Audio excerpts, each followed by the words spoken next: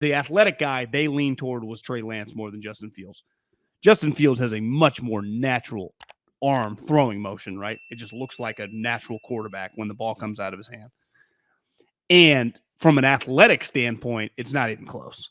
Like the guy's play speed is just immensely faster. Like it's just on a completely, it's on a different gear. And the other thing that goes back, one thing that people struggle with, and rightfully so, in the draft is you can just go off your information, right? Like Bryce Young, the knock is strictly going to be, can this guy hold up in the NFL? But he's going to have 2 years of data at the best against the best defensive players in the country. So like you have your data. It's just, are you willing to risk the size? But like you've seen him get hit over and over and over by NFL players and hop back up. Like you've seen it.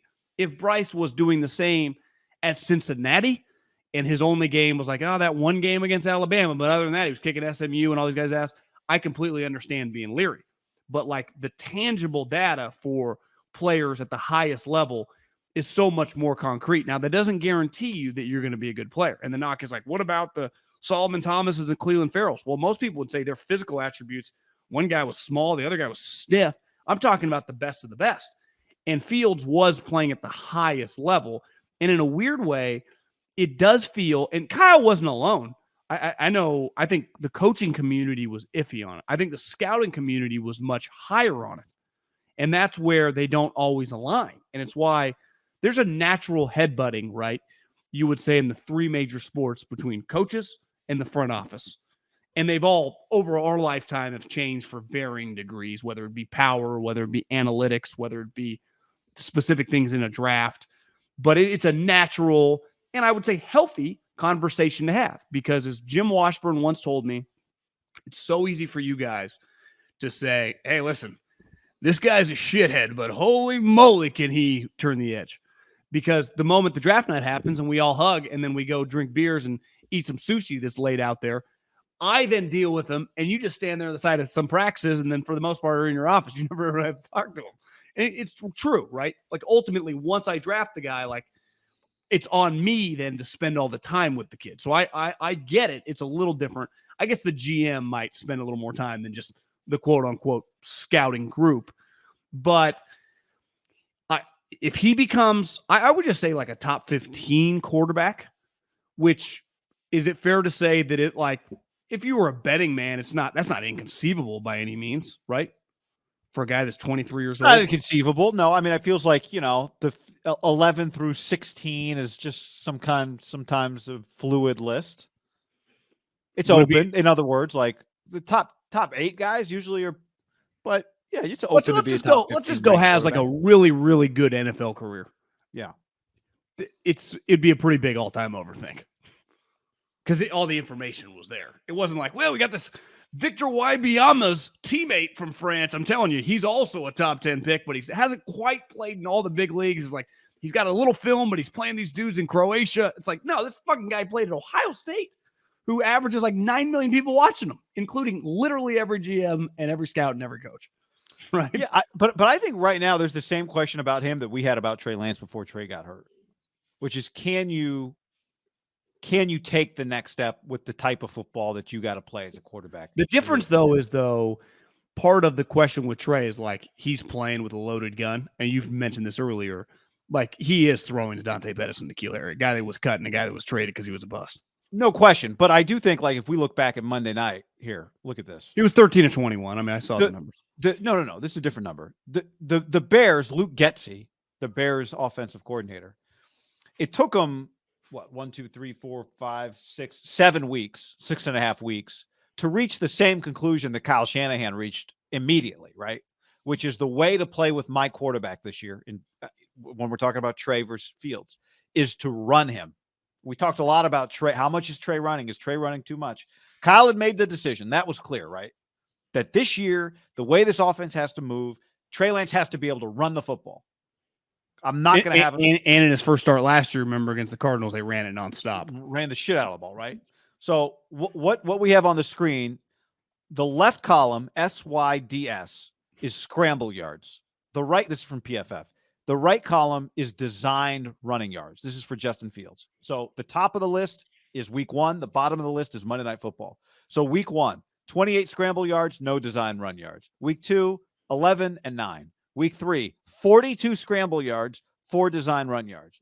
Week 4, 52 scramble yards, no design run yards. Week 5, 45 scramble yards, 2 design run yards. So they are not designing runs.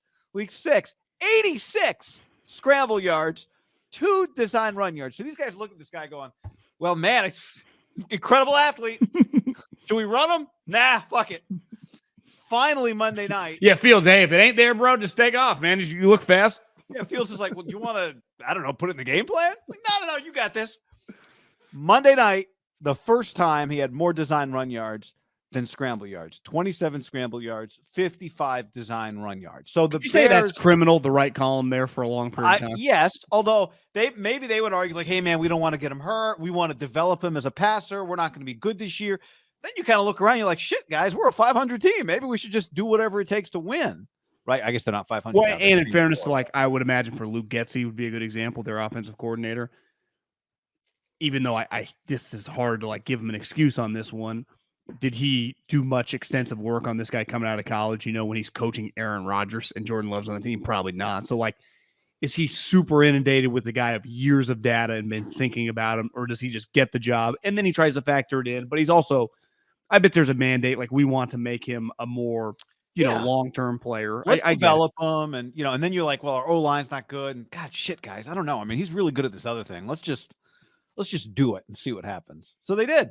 But again, this is the same. This is what Kyle Shanahan. I mean, they might have. I mean, could they have been 4-3 if they would have tried that? And maybe the Giants game that was close. I think they lost the Giants game like 20-12. What if they just fucking ran the guy around? Could be. I mean, I'm sure Daniel Jones was doing design runs to that game, wasn't he? He's kind of a weapon, you know. Right? Don't you think Daniel Jones was doing all this shit in that game? Well, I bet he was. What did Lamar do the first couple years? Hell, he's still doing it. He's kind of struggling actually these last 4 weeks. Yeah. Again, his team the Ravens are the new Phillip Rivers Chargers. They play this every Sunday. I turn on the TV, or it's already on. They cut to the Ravens game, red zone. Harbaugh's losing his shit. It's raining. It's foggy. Somebody's lining up for a 60-yard field goal. There's a whole game. It's the same game every time, and I love it. It's great. It's fantastic. Yeah. And then they throw up on the screen the Ravens players on IR, and there's 2 other guys who just got hurt. You're like, guys are dropping like flies. Yes, they're very similar teams, just a more accomplished franchise. So, you know, I mean, this is what we know after his experience with RG3, Kyle wanted to avoid. And I think Kyle, in part, if we think back, right, remember there was the story, Klatt said something and then took it back, and then, but maybe it was actually true about Jimmy won't text you back, but about practice habits for Fields. Jimmy won't text back. Remember there was that, like, clearly the Niners were very comfortable with Trey, the guy, Trey, the worker. Trey had run some of their offense. You're saying Klatt went to bat for the Ohio State guy, saying that was bullshit. No. Remember, I thought Klatt had said something like, yeah, there's some question. Klatt, I remember on our show, was very pro Fields, but maybe it wasn't Klatt. Somebody prominent said sounds familiar. Fields was not like a good practice guy. And then maybe it was Herbie. I don't remember. Ebon Feathers? Ebon Feathers. That is a deep bulldog cut right there. Bad practice player. Wow. So, you know, I think the unfortunate part with Trey is, like, Kyle had decided this is what we're going to do. This is not what I want it to be in the end, but this is what we're going to do right now. And we're not getting to see that develop. And, you know, I don't know, maybe Jalen Hurts is a little bit of example. Daniel Jones is definitely an example, right? Daniel Jones is not the level of player that Jalen Hurts is. But they're just kind of surviving by making it happen. Jalen Hurts it feels like has progressively gotten, like, hey, this is how we're going to get him on the field. We're going to adjust our offense for him. And as he plays, he's going to get better at the other stuff. And that's what Justin Fields has a chance to do. I mean, yeah, Justin Fields has a chance to do. I do think if Jalen had Trey Lance or Fields' arm power, like just the ability to, like, arm power, just throw 98-mile-an-hour fastballs, even with his flaws, you know, throughout his college career, no way he gets last pass pick 32. Like, part of the knock was, like, he's not the most accurate guy, really good athlete, obviously a blue chip talent, you know, in college, but kind of a weaker arm, you know, on the arm scale.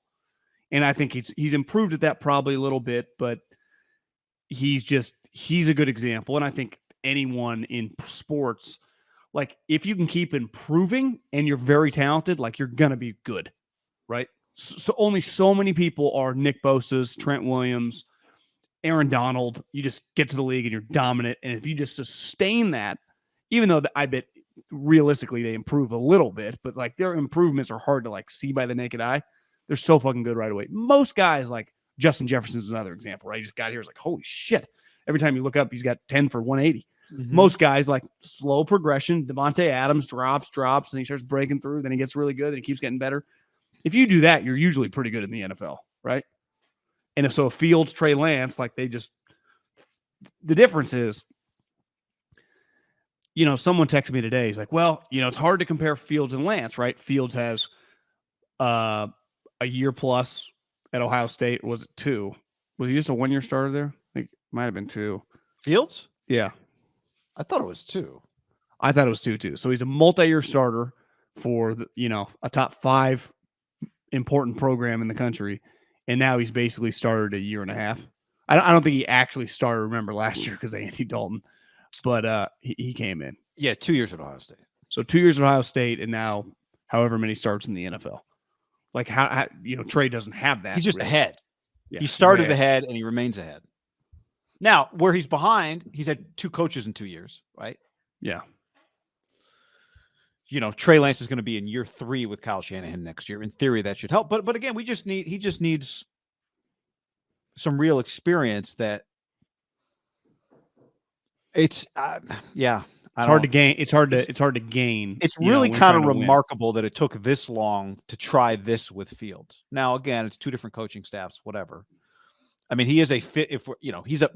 I think one thing that'll be interesting to watch with Fields is how does this open up his ability to throw the ball? How does this change? I just wonder what he would have looked like with Kyle on the Niners, even with some of his flaws. Because as we know, Trey's had flaws, and obviously Jimmy's got a ton of flaws with his positives, right? Yeah. He can throw deep. He's got a powerful arm. He can hit explosive plays.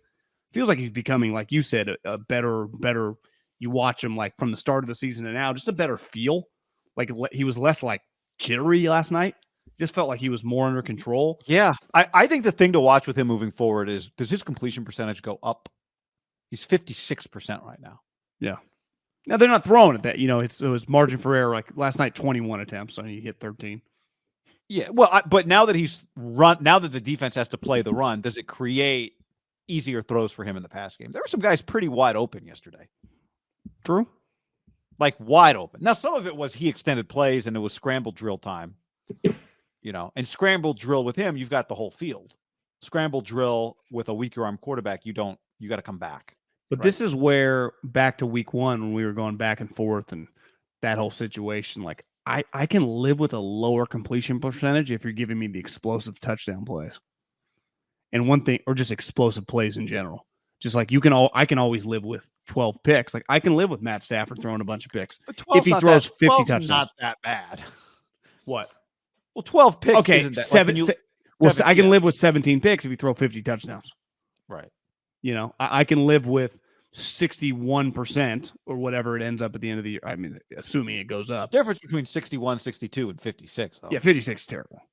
But I could live with 60 if you're going to give me explosive plays like a lot of the time, either with your legs or down the field. Yeah. I don't want to make it just a Super Bowl, but I mean, there is a level of what gets you through the regular season doesn't always get you through the postseason, right? True. Walk before you run, though. So 100%. Like Lamar, you don't not. I think Lamar's won like one playoff game. Yeah, well, you don't not run Fields because you're like, well, that's not going to work in the playoffs. So it's like, no, why don't you let's get to the playoffs and then we can worry about that later.